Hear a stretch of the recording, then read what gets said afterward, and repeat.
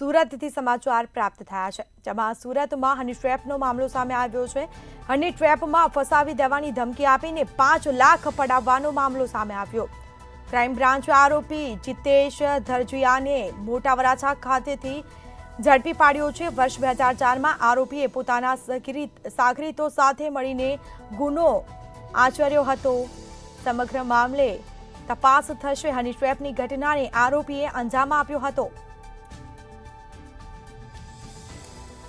સમાચાર સામે આવી રહ્યા છે સુરતથી, જેમાં ફરિયાદીને પૂણા ગામના ઈશ્વર દર્શન એપાર્ટમેન્ટ ફ્લેટમાં બોલાવ્યો હતો।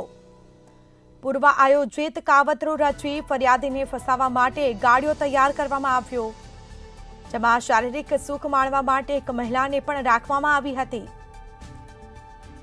તો આરોપી ફ્લેટમાં જતા જ થોડી વારમાં તેના સાગરીતો ત્યાં આવી પહોંચ્યા।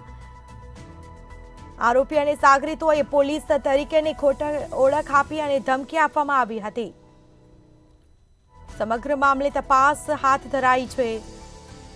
વધુ વિગતો સાથે સંવાદદાતા રાબિયા સાલે ફોન લાઈન પર જોડાયા છે। જી, સુરતમાં હની ટ્રેપમાં ફસાવી દેવાની ધમકી આપી અને 5 લાખ રૂપિયા પડાવ્યા છે, શું છે સમગ્ર મામલો?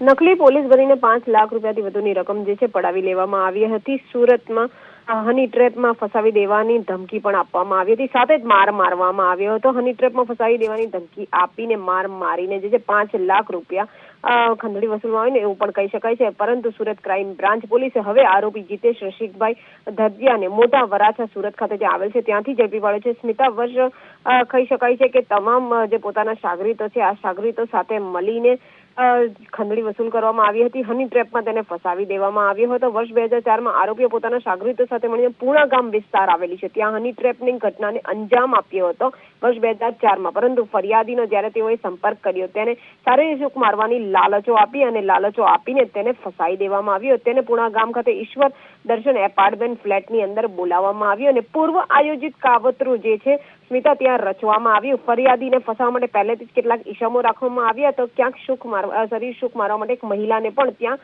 બોલાવવામાં આવી અને ત્યાં ફ્લેટમાં જતા સાગરીતો આવી પહોંચ્યા પોલીસના વેશમાં અને ફરિયાદી આરોપીને સાગરીતો દ્વારા જે છે પોલીસ તરીકેની ખોટી ઓળખ આપી FIR કરવાની ધમકી પણ આપી, પ્રેસ મીડિયામાં જે છે આપી દેવાની ધમકી પણ આપી। તો સાથે સાગરીતો સાથે ફરિયાદીએ બદજબરીપૂર્વક 5 લાખ રૂપિયા પડાવ્યા અને એને માર પણ મારવામાં આવ્યો। સમગ્ર મામલે જે છે હવે પોલીસ દ્વારા આરોપી વિરુદ્ધ જે ફરિયાદ નોંધાઈ હતી તેને લઈને પૂણા ગામ પોલીસ સ્ટેશનમાંથી જે ફરિયાદ નોંધાઈ તેને વરાછા વિસ્તાર છે ત્યાંથી તેને ઝડપી પાડવામાં આવ્યો અને વધુ કાર્યવાહી જે છે હાથ ધરવામાં આવી છે। જી સ્મિતા।